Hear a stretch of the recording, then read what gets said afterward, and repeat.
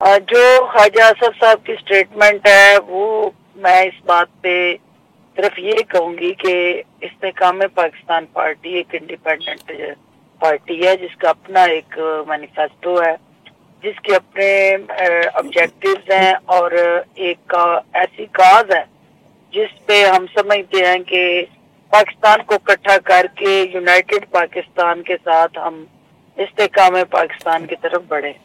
जो political alliance या political strategies है वो जब इलेक्शन अनाउंस होता है उस वक्त बनती है, वो वक्त से पहले ना बनाई जाती हैं और ना उनका इजहार होता है। ख्वाहिशात का नाम तो आप कोई अपोजिशन करने का इरादा नहीं रखते आप लोग? नहीं, क्यों नहीं रखते? आपको ये किसने कहा है कि अपोजिशन का इरादा नहीं रखते? ये तो ख्वाहिशात पे तो पॉलिसी नहीं बनती ना।